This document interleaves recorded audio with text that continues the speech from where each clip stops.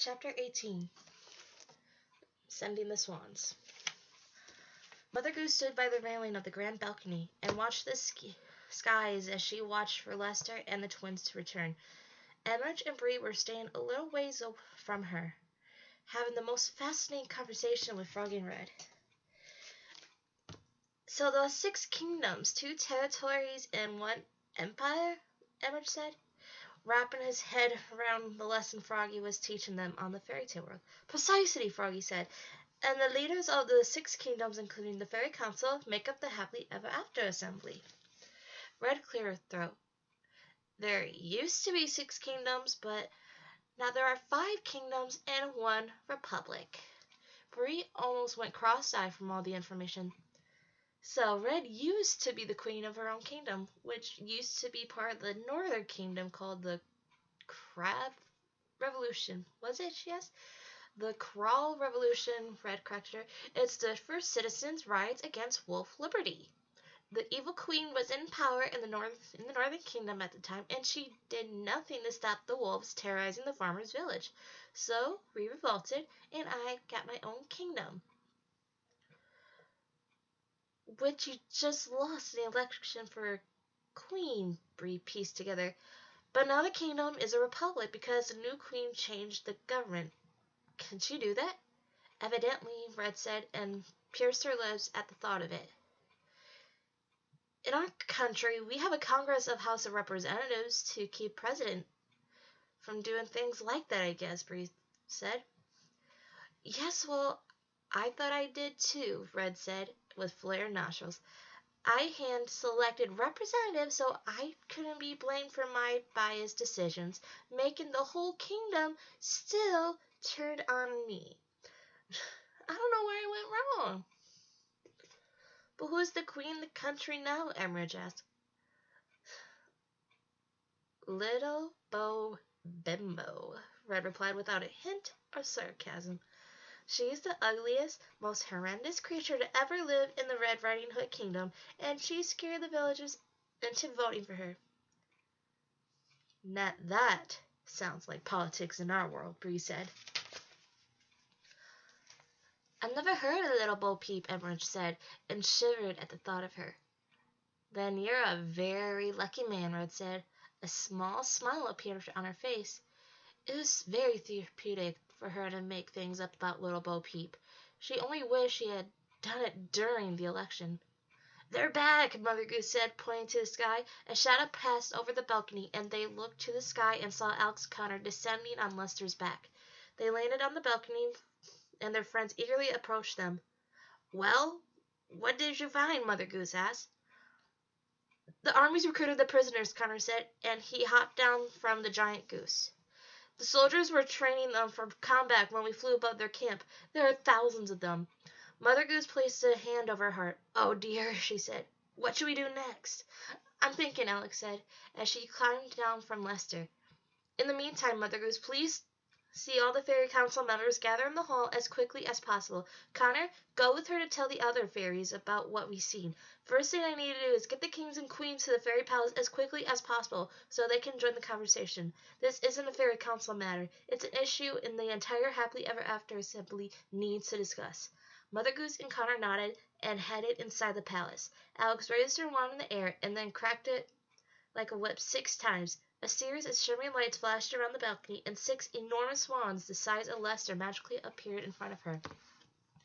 She spun the tip of her wand above her palm of her hand, and a stack of papers appeared. She rolled the papers up and put one in each swan's mouth. What are those? Froggy asked. Invitations, Alex said, and handed Froggy an extra copy to read. To the members of the royal families, an emergency has occurred, and all members of the Happily Ever After Assembly and their families must report to the Fairy Palace immediately. We will provide details of the matter upon your arrival. Thank you. Alex Bailey, Acting Fairy Godmother. I need you to take these to the kings and queens of the Corner Kingdom, the Charming Kingdom, and the Northern Kingdom, the Eastern Kingdom, and the Bo Peep Republic as quickly as possible, and bring the rulers back. I instructed the first 5 swans, and then turned to the 6. As for you, I have other acquaintances I'd like you to deliver this invitation to. She whispered further instructions into Swan's ear so the others couldn't hear. If they don't cooperate, you have my permission to persuade them however you can, she said. Bring them back by the ankles if you must. These invitations are not optional. Now go. All 6 swans bowed and then launched into the air one at a time. They flew in opposite directions at speed birds had never flown before. Now what? Red asked. Do you think the kings and queens will take your message seriously? We'll have to wait and see, Alex said, hoping with all her heart they would. After a few hours of waiting, Red, Froggy took Bree and Emerge inside to give Alex some time to think alone. She paced back and forth so many times she almost left a mark on the floor. When she was studying wars and history at school, Alex had never imagined that one day she would be in one, let alone leading it. She was equipped to lead the Happily Ever After Assembly into a war against a general of an empire. She prayed her strengths of common sense and logic would be enough to make up for her lack of battle strategy. She kept thinking about the great war heroes from her world, like Franklin Roosevelt and Winston Churchill. What would they have done if they were in her shoes? What sort of plan would they have created? What would her grandmother have done if she wasn't ill? Alex heard a commotion from above and looked up in the evening sky. One by one, the swans came into view as they returned to the palace, bringing the kings and queens from opposite ends of the land of stories with them. Alex sighed with relief as they all glided to her side. She was glad to see none of them had rejected her invitation. 5 swans landed on the balcony, one after another. The first swan carried King Chance and Queen Cinderella and their 2-year-old daughter, Princess Hope, from the Charming Kingdom. The second swan carried Queen Sleeping Beauty and King Chase from the Eastern Kingdom. The third swan carried Queen Snow White and King Chandler from the Northern Kingdom. The fourth swan carried Queen Rapunzel and her husband, Sir William of the Corn Kingdom. And the fifth swan carried Queen Little Bo Peep. All the rulers appeared befuddled by their unexpected journey. Queen Little Bo Peep looked a tad intimidated at being among the legendary rulers on the balcony. It was the first time she had been called to participate in the Happily Ever After Assembly. Hello, Your Majesties, Alex said. Thank you all so much for coming. Alex, I'm sure we all like to know, what is the meaning of this? Cinderella asked. What happened to the fairy godmother? Why didn't she send us herself? Because she's fallen ill, Alex informed him. The royals took news exactly the twins had. They didn't even know it was possible for the fairy godmother to fall ill. It's only one of the many problems we face, I'm afraid. So if you please quickly follow me into the hall so you can join our discussion. She led the parade of monarchs in the fairy palace and down the stairs into the ball where Connor, Mother Goose, and the other fairies waited. They were all very surprised to see Connor there, especially Cinderella, who had witnessed the fairy godmother close the portal into the other world right in her own kingdom. It didn't take them long to understand something was seriously wrong. Ragi, Red, Bree, and Emerge came down the stairs to see what all the fuss was about. Although Bree and Emerge had never met any of the kings and queens in person, it didn't take them long to realize who they were looking at. Snow White's pale skin and Rapunzel's long flowing hair were dead giveaways. They stopped in their tracks and sat on top of the stairs, admiring all the beautiful royals. Red's first instinct was to join them, but seeing little Bo in the group of her former peers was a painful reminder that she didn't belong anymore. She sat next to Bree and Emerge on the stairs and glared at her nemesis from afar. Ragi rushed down the stairs to say hello to his charming brothers. Charlie, what happened to you? Chandler asked. Why are you a frog again? Chance asked, just as curious. It's a long story, Froggy told him. We'll explain everything, I promise. Alex decided to explain before any more confusion filled the room. The fairy godmother is very sick and her magic is fading, she told everyone.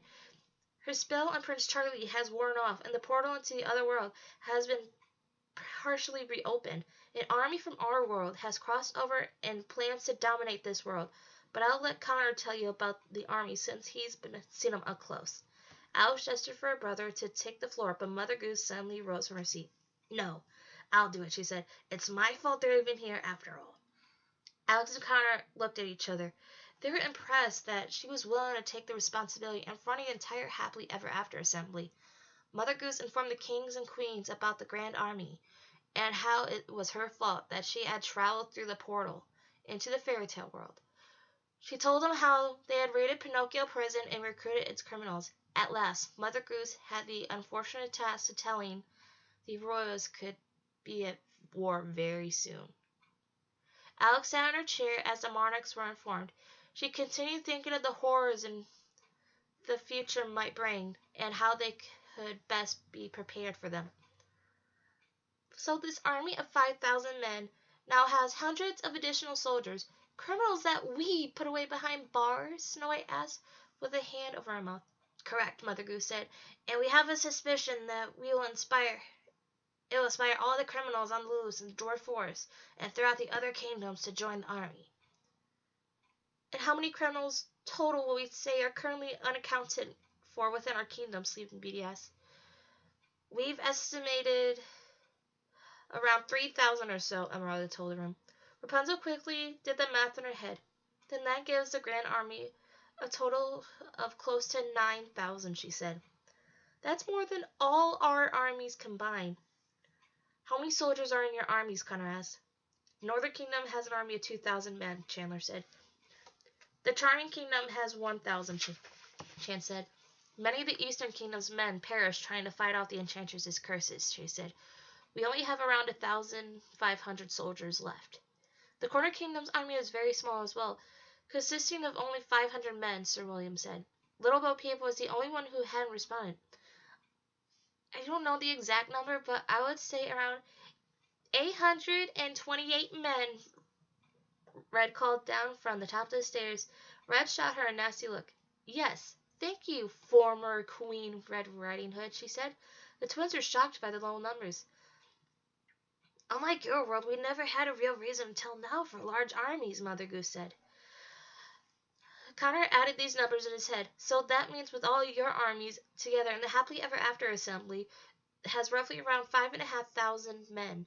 That's 5,500 versus a potential 9,000. The army could grow up twice the size of our forces. And that's still not including the armies of the Empire and the traveling territory, Mother Goose reminded them.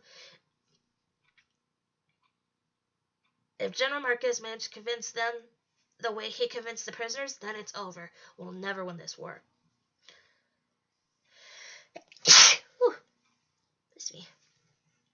Then we'll have to get to them first. Alex joined the discussion for the first time.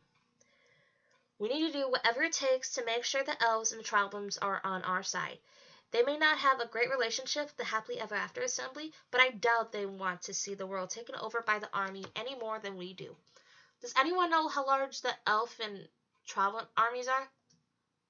The trolls and goblins have an army of 700, I believe, Tangerina said, and the elves have 1,000 soldiers. Then that's good for us, Alex said.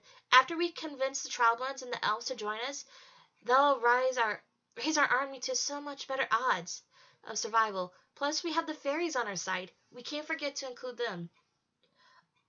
All the fairies behind the podiums ejected at once, but Xanthia's was the loudest. Fairies can't go into battle. It's against the Happily Ever After Assembly Code of Magic, he protested. Screw the code, Connor yelled, and the room went silent. The code is there to ensure peace and prosperity for the fairy tale world, and soon there may not be a fairy tale world left. If we want to win this war, we will have to fight fire with fire. And Xanthios, no one has more fire than you. And no one can stir the waves better than Skylene. And no one can sting like Tangerina. We're going to have to use every resource possible. The fairies were morally opposed to the idea with every fiber of their beings, but Connor was right. As long as they were using their magic for the greater good, they had no choice. Alex folded her hands together and looked at the floors as she thought more about what needed to be done. All right, I think I have a plan. Everyone listen closely, she said, and gained the room's undivided attention. We don't know where or how the Grand Army will strike first. We have to assume it could be anywhere. I want the kings and queens to write to their commanding officers at once, tell them to split the armies in half. Half of each army will stay in its respective kingdoms, so nothing is left unguarded. The other halves will go into hiding. I don't care where they go, as long as they stay out of sight. They are not to come out of hiding until they see my signal. But why split the armies? Xanthios asked. That way, no kingdom is left unguarded, in case it's attacked, Alex explained. And if a kingdom is attacked, its entire army will be lost. Alex turned to face the fairies. I want you to be with the soldiers guarding the kingdoms, she said. Rosette will go with the Corner Kingdom, Skyline to the northern, Xanthios to the Charming, Tangerina to the eastern, and Violet and Coral to the Bo Peep Republic. Mother Goose and Esmeralda will stay in the Fairy Kingdom and look after the Fairy Godmother. Alex turned back to address the entire room for the conclusion of her plan. My brother and I will personally go to the Troublins and Elves and plead with them to join our side. As soon as we recruit the Elves and Troublins, I'll single the remaining armies, the ones at home and the ones in hiding, and lead them and strike against the Grand Army. Everyone carefully went over this plan in their heads. It may not have been a perfect strategy, but it's the only strategy they had. What's going to happen to us? Cinderella asked. Do we go home to our kingdoms, or do we stay at the fairy palace? Neither, Connor said, and stood by his sister. If the army finds you, they'll kill you. They have a history of killing royal families and aristocrats. To them, death is the only surrender. We have to keep you moving at all times so they can never find you. I would suggest we would put you on the flying ship like the Granny, but the army saw that in the sky, they would freak out and definitely shoot you down. Then we can place them on that's both secretive and continuously moving, Alex asked. The words rang like a bell. Connor knew he had heard of something recently that met this description. He just had to think. He thought back to the very beginning of this whole ordeal, when he was standing in the cemetery listening to the Brothers Grimm stories, and the answer came to him. The Brothers Grimms hadn't just provided a warning, they had also provided the plan. I've got it, Connor said. We'll put them in an enchanted path, just like in the story The Secret Castle. The path could weave through the kingdoms like a snake, never traveling in the same direction twice and never leaving a trail behind it. It's brilliant, Alex said, and the only people who will be able to find it are the people who know about it. As long as the army never knows about the path, they'll never find it. Connor stood closer to Alex and whispered something in her ear so only she could hear. Do you think you can create the path, Alex? He didn't want to fill the room with hope if Alex wasn't capable of the enchantment. Alex took a deep breath. Yes, she said. I know I can. She looked up to the top of the stairs where the others sat. Red, we can use the carriages you arrived in. They were very plain and didn't bear any symbols of royalty. Red grunted. Don't remind me. Alex eyed the official robes, crowns, and jewels all the kings and queens wore. We should also strip you down so you look less official, she said. You can't wear any jewelry or be followed by guards or do anything that'll make you appear royal. But surely we can't go on this path unprotected, Snow White said. We'll need some form of protection, Sleeping Beauty said, even if the path is as disguised as we are. Alex looked to the sky to think about this. A big smile grew on her face for the first time all day. I know the perfect people, Alex said. They were flying right above her. Everyone looked to the sky to see what Alex was smiling about. The sixth one, finally recruiting the fairy palace, it landed in the hall. All the monarchs and the fairies were stunned to see Jack and Goldilocks climb off the swan's back. Alex had secretly sent one of the swans to find her fugitive friends. You invited them? Red yelled on top of the stairs. Yes, I figured it wouldn't hurt having a few friends around, Alex said, but now we have the perfect assignment for them. They waved uncomfortably at the royals in the hall. Less than a year ago, the kings and queens had agreed to clear them all of their crimes as a way of thanking them for helping defeat the Enchantress. And since then, despite the gesture, Jack and Goldilocks had already committed multiple crimes in all their kingdoms. Hello, everyone, Jack said. What's the occasion? We got your letter, Alex, Goldilocks said. We figured it hadn't been sent to us by mistake. But the swan was very persuasive. She and Goldilocks held their arms up and showed the bite marks they had endured trying to avoid the trip. Alex and Connor quickly told them about the Grand Army and their plans to conquer the fairy tale world. Jack and Goldilocks knew much more than they expected. Word of the Grand Army was spreading through the kingdoms. Many of the criminals we know have already joined them, Jack said. The Grand Army is growing by the minute. Jack, Goldilocks, I need a big favor, Alex said. We're sending the kings and queens away so the army can never find them. I'm going to ask that you go with them and protect them just as you protected my brother and me during our quest to stop the Enchantress. Jack and Goldilocks looked at each other. It was a big favor. The kings and queens began mumbling their objections to one another. How were a couple of crooks supposed to protect them? Red whistled from the top of the stairs to get the room's attention. I know what you're thinking, because there isn't a negative thought I hadn't had myself about these two, Red declared, but I can assure you there is no one in the world Goldilocks can't take on with her sword, or that Jack can't face with an axe at his side. We wouldn't have survived our trip around the kingdoms if they hadn't been there. You'll be well protected under their care. Jack, Goldilocks, and the twins did a double take. They couldn't believe Red was defending them to all these people. Thank you, Red, Goldilocks said. I would never expected praise from you. Oh, I forgot to tell you, Goldie, Red said excitedly. I have a new nemesis now, so you're off the hook. Red gave Goldilocks a thumbs up. Little Bo rolled her eyes and crossed her arms. Very well, Cinderella said, and held Prince Hope a little tighter than before. If you trust them, I suppose they're the best people for the job. That is decided, Emerald declared. Now we mustn't waste another minute. Let's get the kings and queens to safety. The fairies magically transformed the royals' regal wardrobes into simple common clothing. They were provided with parchments and scrolls and wrote to their commanding officers to inform them to split the armies as Alex had instructed. All the fairies except Emeralda and Mother Goose took the letters and disappeared into thin air, traveling to the kingdoms they had been assigned. As they do this, Connor climbed to the top of the stairs to speak with Bree and Emmerich. I want you guys to go with the kings and queens of the secret path, he said. I would never forgive myself if anything happened to you. You'll be safe if you're with Jack and Goldilocks, I promise. Bree and Emmerich both nodded wide-eyed. The events of the past 24 hours had caused their heads to spin so fast they couldn't think straight. They would have agreed to anything. Certainly, Emmerich said. Sounds good, Bree said. Connor smiled and then faced red. I want you and Froggy to go as well, so Bree and Emmerich have someone they know with them, he said. Besides, I know and Alex will feel better knowing all of our friends are safe. What? Red asked sharply. You want me to stuck in a traveling party with that Peep woman? I'm really sorry you lost your throne, Red, Connor said, but if the army finds you, they won't care that you used to be the queen. I know you love your necklace, but I don't think wearing a guillotine will be a good look for you. Fine, Red agreed, but if we get captured, I'm volunteering Little Bo for target practice.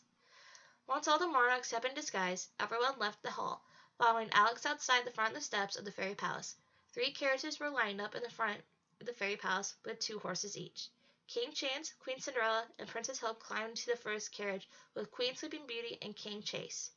Queen Snow White and King Chandler joined Queen Rapunzel and Sir William in the second carriage. Froggy, Red, Emmerich, Bree bore the third cart, and to Red's dismay were joined by Queen Little Bo Peep. Would someone please put me back inside the wolf's stomach? Red agonized. This is going to be a long trip, Little Bo sighed and shook her head.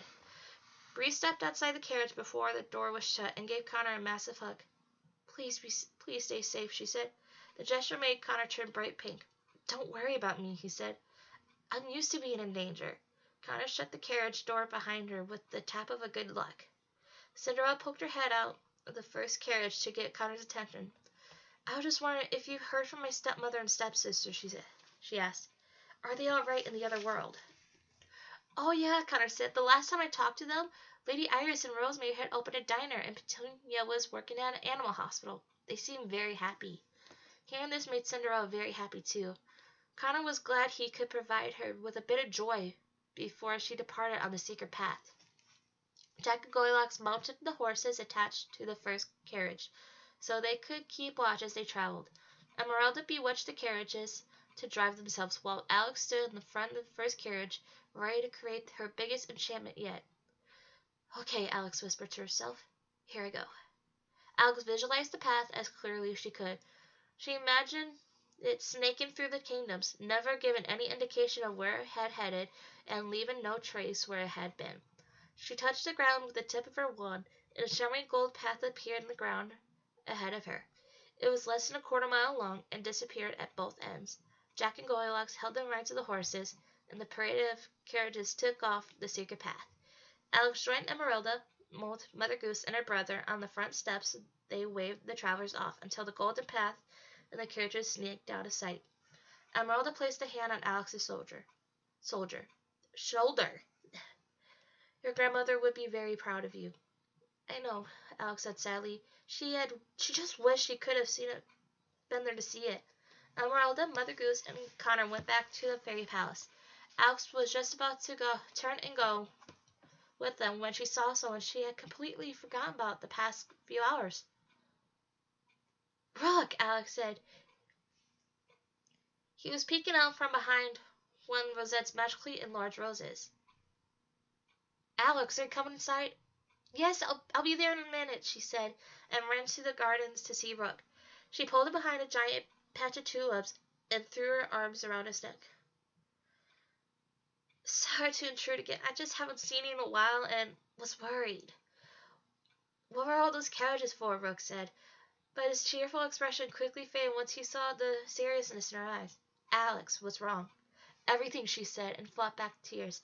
She had held it together very well today, but Rook was the only person she didn't feel like she had to be brave in front of. My grandmother is sick, and there is an army that's invaded and trying to take over the world. What? Rook said. What do you mean there's an army? Alex grabbed his shirt and pulled him closer to look directly in his eyes. You and your dad have to get as far away from here as possible, she said. You have to leave before you get hurt. I hope this isn't your way of letting me down gently, Rook said, trying to make her laugh. I'm serious, Rook, Alex said. Please, you have to go. I couldn't live with myself if anything happened to you. Promise me, you'll have to get out of here. You'll get out of here. All right, I promise to get my dad and we'll leave. Alex sighed and looked to the ground. Good, she said. I have to get back to the palace now. There are so many things we still need to plan. Rook looked at her with the saddest eyes Alex had ever seen. But when will I see you again? I don't know. I'll find you once all of this is over and done with. Now please, go, so I don't worry about you on top of it at all. Rook nodded. He kissed her on the cheek and then headed home. Sitting beside the tulips, it was the first time Alex had been out of sight all day. She kneeled on the ground and closed her eyes to just breathe. She had put on a good show for the fairies and the royals and her brother, but after seeing Rook, all the emotion built up inside of her young body suddenly surged through her. Just breathe, Alex. Just breathe, she said to herself. You can handle this. You can handle this. She stayed behind the tulips until she felt the fear fade from her eyes and her brave face return. Alright, that is the end of chapter 18. Thank you so much for listening. Don't forget to subscribe if you want to hear more of the Land of Stories at Grimm and more books to come. Also, if you want any good books for me to read later on, don't forget to comment below on those recommendations. But overall, I hope you enjoyed the reading and hope you had a wonderful day. Bye!